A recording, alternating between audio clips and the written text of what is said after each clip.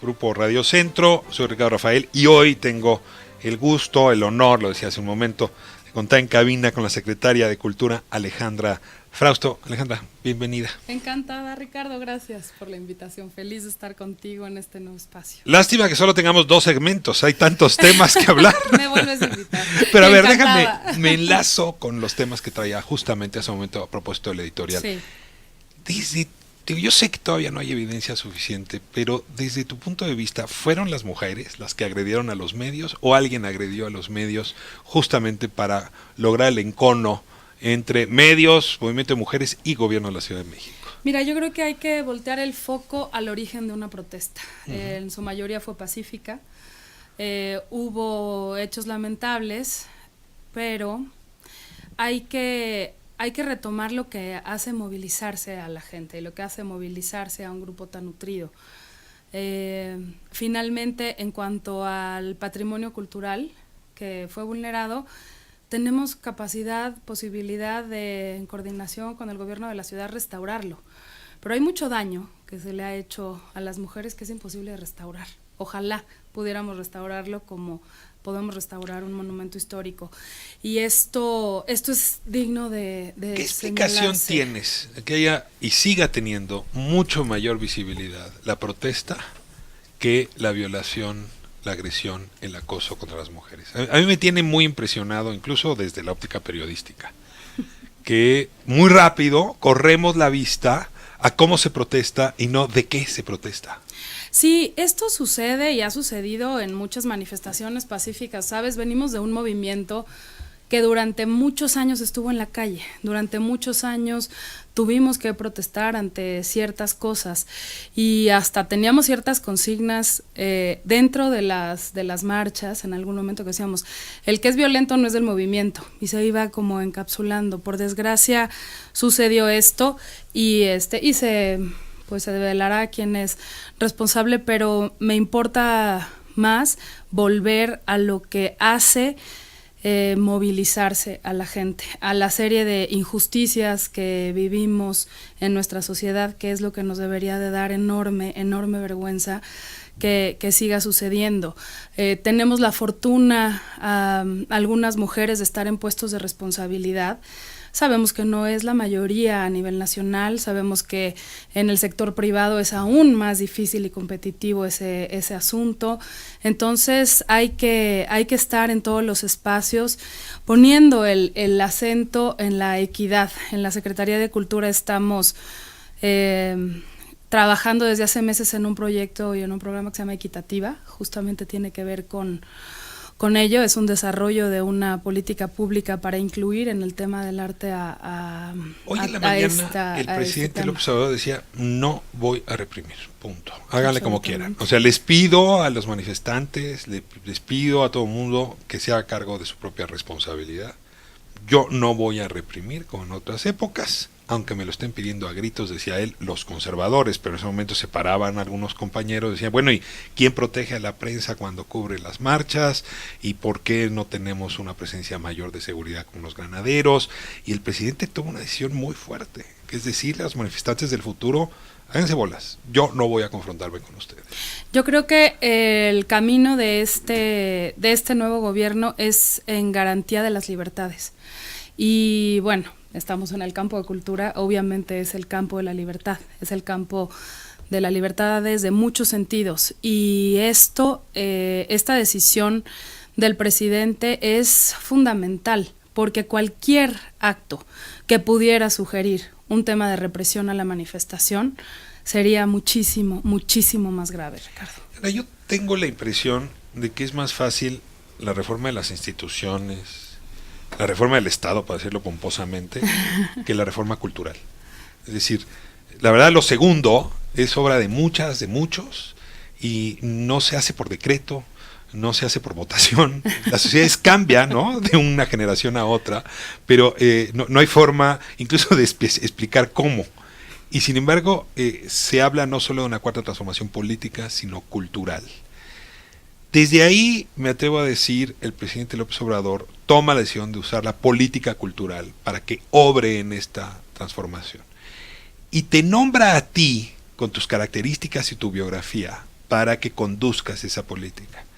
En ánimo de darle mayor información a la audiencia, a mí sí me gustaría que nos dijeras por qué te eligió a ti. O sea, cuando llegó y se sentó y te dijo, le propongo que usted forme parte de mi gabinete, además en el gabinete ya de campaña, sí. ¿Por qué Alejandra Frausto?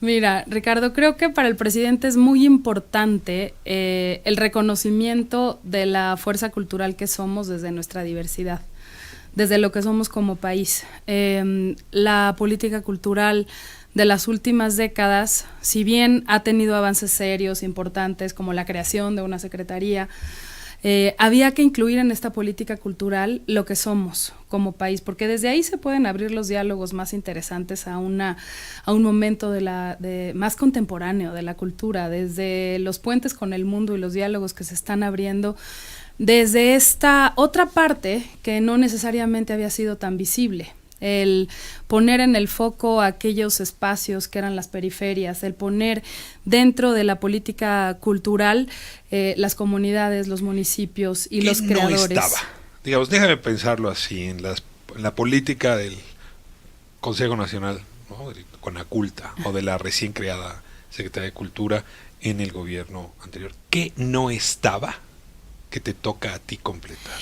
Pues los puentes cotidianos para hacer que se crucen de ida y vuelta estos espacios consolidados a la cultura, a las artes, que son fundamentales porque al tener acceso a ellos, al tener contacto con las artes, pues hacemos una sociedad más crítica, más profunda en su formación.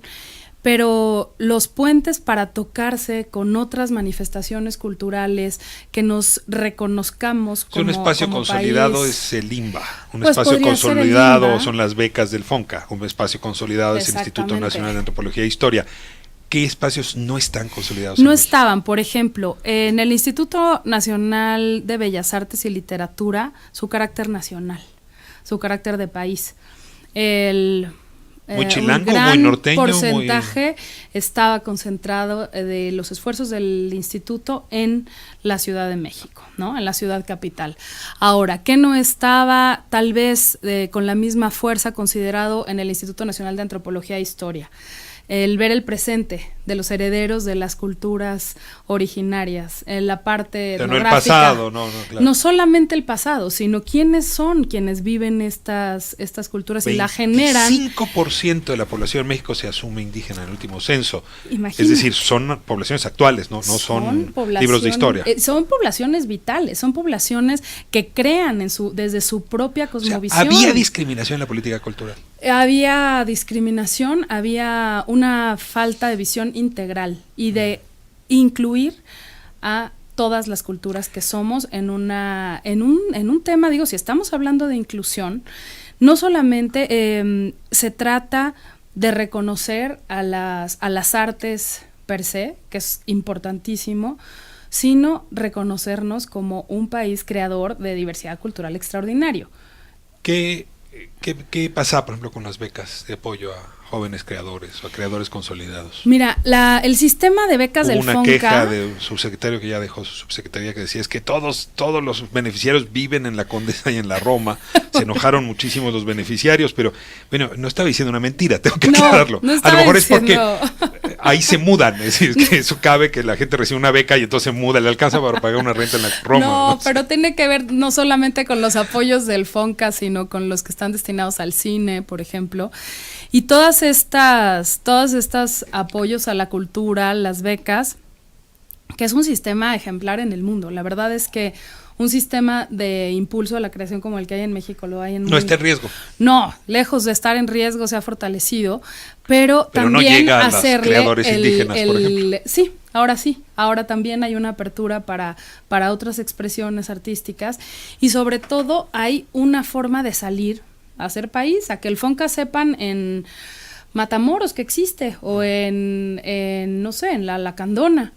Muchas veces tú llegas a una comunidad y pues no te digo la Secretaría de Cultura, el FONCA, pues ¿qué es el FONCA? ¿No? Se conocen algunos programas, por ejemplo, como el PACMIC, que está muy arraigado en las comunidades indígenas, pero en el momento en el que tú generas estos puentes y das la posibilidad de que el talento que se manifiesta el talento está manifiesto en las personas que viven en una comunidad, simplemente no había cauces, no había manera de desarrollar esas capacidades. La comunidad en esos espacios cultural de cualquier país tiene una característica, o es crítica o no es comunidad cultural, ¿no?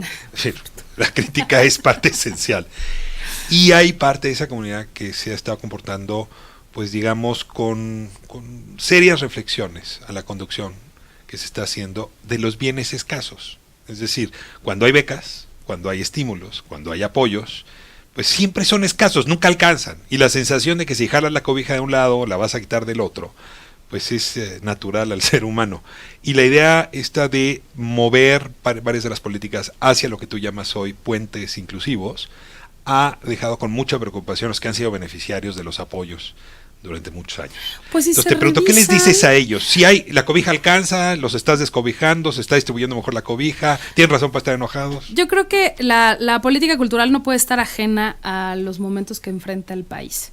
El país ha enfrentado momentos de deterioro, de violencia, de una situación crítica, y la cultura no puede estar ajena a esa realidad. Tenemos que hacer país entre todos. Entonces, mi invitación es abierta siempre a la comunidad cultural para que sean parte de un proceso cultural más justo, que tenga posibilidades de llegar a este tipo de apoyos. ¿De que no era justo? Muchos había, hay una participación del Sistema Nacional de Creadores mucho más grande de la que se imaginan, y yo agradezco el compromiso clarísimo de decir, bueno, yo quiero adoptar una comunidad, o yo quiero trabajar desde mi disciplina con personas que tal vez nunca han tenido acceso a la fotografía o al videoarte o a una expresión Cuando de artes Jesús visuales. Rodríguez propuso desaparecer las becas del FONCA, ¿te hizo un favor, le hizo un favor al presidente López Obrador o se equivocó? Jesús tiene esta capacidad de poner a discutir a la gente, y yo la hablé con ella al día siguiente, y pues bueno, la Secretaría de Cultura no tiene voceros más que aquí tu servidora, y quienes trabajan en la Secretaría. Es un punto de vista de... No lo compartes. No comparto. El FONCA es un buen proyecto. El FONCA es una de las instituciones culturales más sólidas que tiene México, y que tiene que, sí, convertirse en un sistema más incluyente. Desde los, por ejemplo, ahora, nada más tomando el tema de género, el equilibrio en los jurados del FONCA, el equilibrio en el género en los jurados, porque las mujeres eligen proyectos desde otro punto de vista, la posibilidad de incluir en los jurados a personas que no sean del Sistema Nacional de Creadores. Entonces, como dice el presidente, la vida pública cada vez más pública y más incluyente y más transparente. Ahora, a ti te dejaron, al presidente López Obrador le dejaron instituciones culturales, hay que decir, pues si no en fase terminal, a punto.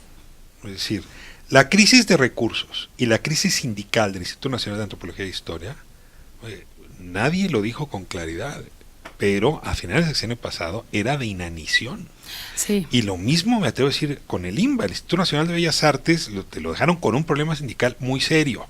Entonces, claro, frente a esa crisis terminal, el anuncio de se van a recortar más los recursos, pues hay más de uno que dice, se están desmantelando las instituciones culturales de este país. Déjame decirlo con la pomposidad con la que lo he leído. No es que comparta, más bien creo que ya estaban desmanteladas, y ahora la pregunta es ¿qué hacemos desde ese desmantelamiento previo? Pues en este sentido, si uno revisa los números del presupuesto del año anterior al presupuesto de este año, hay una diferencia de 22 millones de pesos. O sea, mismos más. Menos, pero que se han reflejado en los ahorros del gasto decir corriente. Que más era muy poquito dinero, pero pues de menos no, también pero es... no, esto que se manifiesta como un recorte a la vida cultural, nosotros hemos hecho todo el esfuerzo para que ningún peso del que vaya destinado a la vida cultural, a la programación, a los impulsos, a los estímulos para la creación, ninguno de esos dineros se ha tocado para disminuirlo. El orden en el gasto ya era corriente muy pequeño. Era pequeño. Es decir, lo lógico, lo racional era subirlo. O sea, ahí no había un tema de austeridad, digamos, ¿no? No había, sí, porque había gastos con los que nosotros hemos podido enfrentar otras cosas, ¿eh? Había gastos que nosotros hemos podido pues acondicionar de manera pues reducir ciertos gastos de operación que no impactan en la vida cultural y que lo hemos destinado a manifestación. Es siempre, o sea, el presupuesto de cultura siempre requiere de más y más en aquellos lugares en donde nunca se ha tocado, más 2020, en aquellos lugares. Viene? Vendrá vamos a estar al frente para lograr un presupuesto digno, presupuesto para... Entiendo, vas a dar la batalla para que sea más grande para que cultura el 19. Y lo que mencionabas del tema laboral, tanto en las dos instituciones que más han representado históricamente a la cultura en México, que son el INA y el INBA. Ambos institutos se fueron debilitando en los últimos años. El INA de una manera muy importante, siendo que somos un país labrado en piedra, como decía Sejourné. O sea, cómo este lugar, este país que somos, tiene que tener las garantías para ser estudiado, para ser custodiado y para divulgar este patrimonio de lo que hemos sido y de lo que somos ahora. El Instituto Nacional de Bellas Artes también enfrentando durante muchos años pues una disminución en su importancia y una competencia incluso del sector central, de lo que era antes Conaculta. Tengo que ir a corte. Dejo sembrar la pregunta. ¿Tienes una idea, el presidente López Obrador tiene una idea de cómo reconstruir estas dos instituciones? Es decir, están en sus ladrillos originales, sí, casi. Sí. ¿Cómo reconstruirlas? Déjame una corte y regresamos. Gracias. Estamos de vuelta conversando con Alejandra Frausto, ella es secretaria de Cultura de la Federación. Alejandra, te interrumpí justo cuando me ibas a esbozar cuál sería el proyecto de reconstrucción del INBA, del INA, o sea, de Bellas Artes y Antropología e Historia, y déjeme añado también de las bibliotecas, porque son como los tres grandes bastiones que están bajo tu conducción. Así es, la Secretaría de Cultura se creó con dos pies muy añosos y muy importantes como son el INA y el INBA, con una infraestructura cultural poderosísima que son las bibliotecas, que son casi 7,500 bibliotecas en todo el país, que no habían estado en el centro de esta política de redistribución de riqueza cultural, donde los acervos estaban olvidados, en donde había bibliotecas. Yo, municipio que visito, que normalmente visito varios municipios a la semana, era pues ver lo olvidados que estaban esos acervos, ¿no? Y muchas veces ese es el primer contacto que tiene un niño con la cultura. Y estas instituciones habían sobre todo estado abandonadas por ejemplo, el mantenimiento en la infraestructura. No hay presupuesto, ¿no? Hay una política laboral desastrosa, ¿no? Habría que decirlo, y hay mucho enojo, tanto de los creadores como del personal con respecto a esas dos instituciones. ¿Cómo te las imaginas en el 2024? Yo me las imagino de frente a en el caso del INBA, cumplir con su mandato nacional, una institución que se deba también a la creación y al talento de todo el país, con un parámetro de excelencia artística como es el mandato que tiene Bellas Artes, de manera inclusiva también a otras tantas manifestaciones que no han tenido espacio ni lugar. Reconocimiento. El Instituto Nacional de Antropología e Historia, vinculando el pasado con el presente, vinculando a ese pasado del que venimos con las comunidades que están vivas. El patrimonio cultural o las expresiones culturales están vivas en las comunidades. Las comunidades van al centro. Te pongo un ejemplo que a mí me duele mucho. Chichén Itzá debe ser uno de los sitios más visitados en el país. No es sé el más. Arriba de Teotihuacán. Sí. Mira. Y sin embargo, si las cuentas no me salen mal, no hay más de 60 personas a cargo de ese sitio. Y en realidad, como están en 3 turnos, en el momento en que los visitas no hay más de 15 personas a cargo de ese sitio. No hay forma de rendir así. Fíjate que sí hay. Estamos haciendo un plan muy agresivo para toda la zona del sureste, con el proyecto del tren. Es un proyecto que para nosotros es un corredor cultural, que tiene que, en primer lugar, garantizar la defensa del patrimonio, pero en segundo lugar, la calidad de la difusión y de la promoción de este patrimonio, porque si tendrá una carga más importante de visitantes, el presupuesto del tren cubrirá la adecuación de todas estas zonas arqueológicas que están en esta zona, ¿Y en el esta personal zona. también? Sí, el reforzar estas zonas va no solamente desde el ¿Estás personal, pensando sacar el recursos museo del sitio. corredor ferroviario No para...? estoy pensando, ya firmamos un convenio y está caminando este programa. Cuando hablamos de presupuesto, siempre hablamos también de esfuerzos transversales entre secretarías. Para el presidente es muy importante que hagamos proyecto común y que no cada quien esté en su islote. Me van a linchar si no te hago la pregunta. Y este corredor no daña, por ejemplo, Calakmul, que tengo que decir aquí en este programa, es mi sitio arqueológico favorito del país. Es extraordinario. Y No lo va a dañar, no lo va a lastimar, no digo todo esto que se ha dicho. De ninguna manera, y esa es parte del instituto, de lo que está haciendo el INAH en tierra, de la mano de este proyecto, porque empezamos ya a sobrevolar toda la zona con una tecnología que se llama LIDAR, que es un vuelo en donde se puede percibir exactamente qué hay en el subsuelo. O sea, el INAH va a ser inspector. Sí, el INAH es previo y post de la obra del Tren Maya. Va adelante de la obra. Y son los antropólogos de siempre, los arqueólogos los de siempre. Investigadores. Es decir, no cambiaron el equipo del INAH para ponerse a modo del proyecto del De Tren ninguna Maya. manera. El INAH es una de las instituciones que ha permitido que el patrimonio de nuestro país se preserve y tiene un papel fundamental en el desarrollo. No está peleado el desarrollo con la defensa del patrimonio. Alejandra, te llaman el próximo jueves. Miércoles. Miércoles, o sea, en 2 días, a comparecer en la Cámara de Diputados. Dice que no es una cacería de brujas, pero que en efecto te quieren hacer preguntas sobre la política cultural. Así es. A ver, ¿para qué te quieren? ¿Por qué vas? ¿Y qué les vas a decir? Mira, el año pasado hicimos una negociación para sumar 500 millones de pesos al presupuesto de cultura.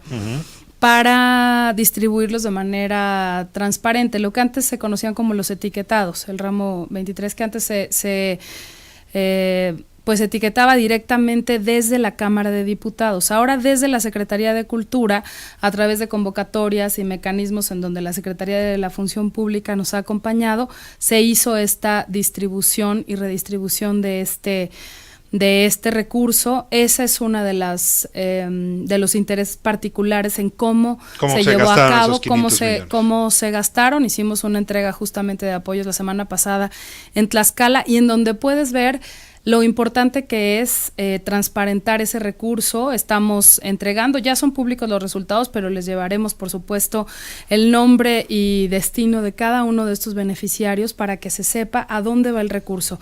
Esto es fundamental y es un cambio que se hizo también en cómo se distribuían los recursos para la cultura. Mira, se destinó muchísimo dinero a construir infraestructura cultural desde estos presupuestos, infraestructura cultural pues que no hemos tenido oportunidad de ver, que a veces sucedía, pero muchas otras no sucedía. Mira, qué novedad que ahora la Cámara de Diputados está interesada en transparentar 500 millones. Es genial. Tienen como 5 billones que transparentar, espero que hagan el mismo papel. Que ¿Por qué tengan cultura esta les fuerza? importa tanto? Pues era una bolsa, cultura y deporte eran 2 bolsas que tenían de manera libre los diputados para etiquetar y ahora son parte y los hemos invitado incluso a que estén con nosotros cuando se deliberan los recursos para que sepan cómo se están entregando y que son incluyentes. Las manifestaciones, o sea, puede ser un beneficiario tan importante como la Feria del Libro de Guadalajara, la FIL,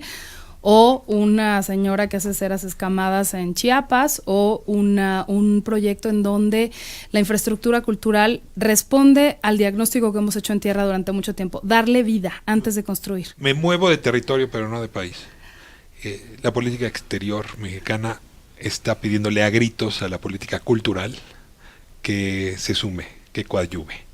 Decía Marcelo Ebrard, después del lamentable atentado en El Paso, que una de las líneas, la tercera línea, era intentar transformar la imagen que tenemos los mexicanos y México en el exterior, sobre todo después de los años de violencia.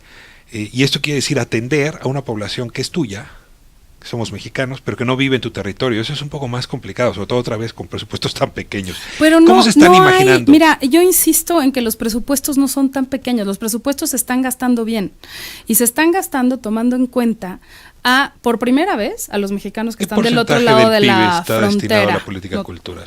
es chiquitito. O sea, sí, sí, a ver, si en educación pequeño. Tendría que ser el 6% y estamos en el 3%, sí. El de cultura no llega al 1%. Entonces no son pequeños. O sea, llegará, pero en este ejercicio transversal presupuestal, tanto con la Secretaría de Relaciones Exteriores, firmamos pues este Consejo de Diplomacia Cultural, a través del cual estamos trabajando en una política común, porque normalmente la política exterior o aquellos espacios con los que cuenta el gobierno mexicano en el exterior, que son centros culturales, no tenían diálogo permanente con la Secretaría de Cultura, y nosotros tenemos una comunidad cultural ávida de ser parte de estos circuitos culturales internacionales. Por primera vez se está haciendo una política conjunta y hay un presupuesto mejor. Absolutamente. Ahora, ¿alrededor de qué argumentos están coordinando? ¿Cuál es el racional? El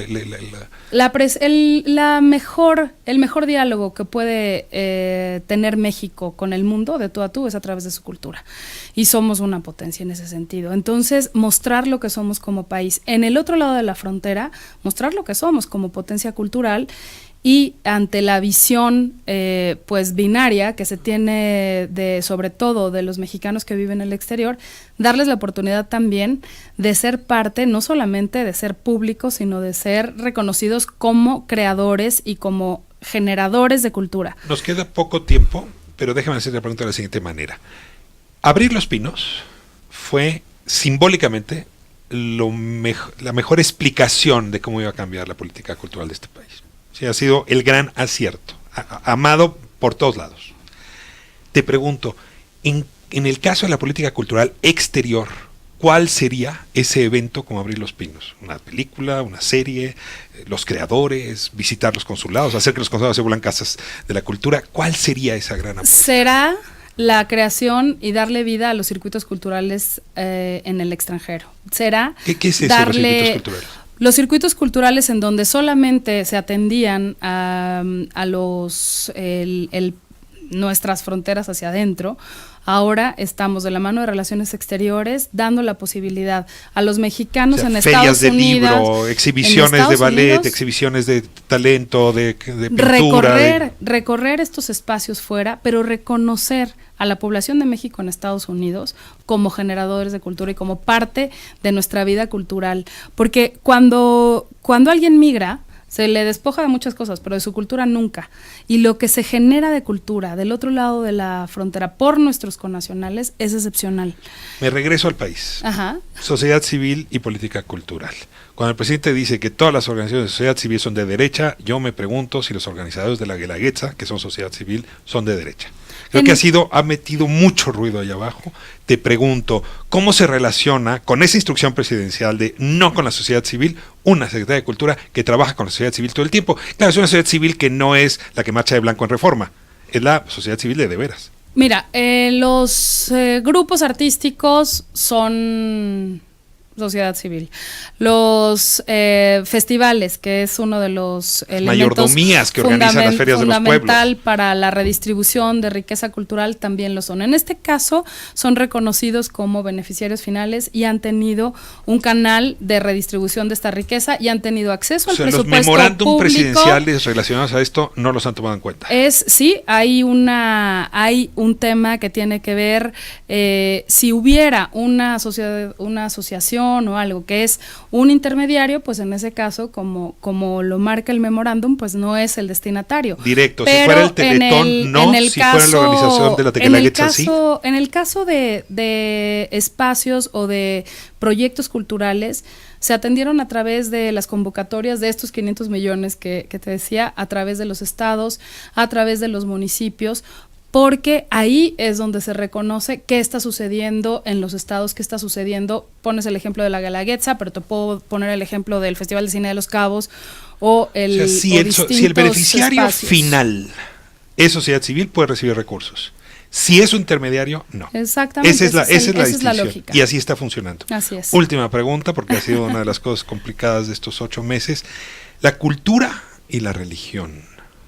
Hay cambio de referentes, hay cambio de parámetros. Lo que ocurrió en Bellas Artes es solamente un extremo, o en efecto hay una idea, como decía el presidente cuando que se quiso explicar pues este evento en Bellas Artes donde se dio homenaje a un líder religioso. Hay que cambiar también la relación con las religiones. Yo ahí te rogaría, y con esto cerramos. Yo soy una férrea defensora del Estado laico y lo seguiré siendo siempre, desde mi función pública más todavía. El hecho desafortunado de Bellas Artes fue que este personaje fue invitado, que sucedió un concierto, que no sucedió un homenaje, que se le pensaba dar un...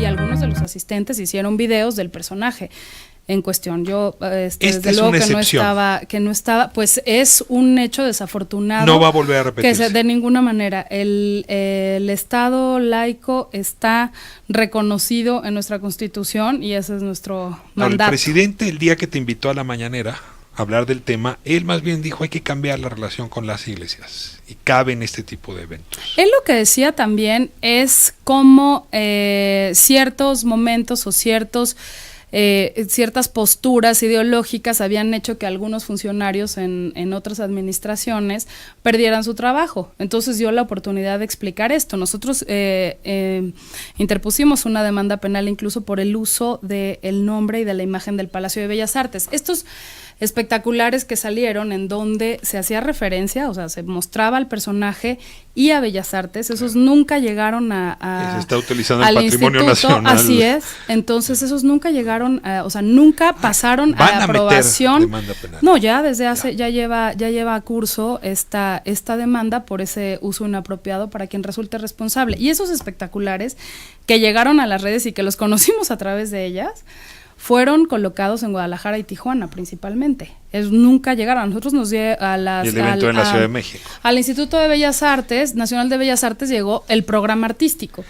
Y Alejandro, pues, te dije que los temas eran muchos, vamos a tener que repetirlo, pero creo que nos orienta mucho. Hay muchísimo que se está haciendo. Por primera vez la Secretaría de Cultura está en tierra, por primera vez la Secretaría de Cultura está incluyendo al país como parte de una política cultural.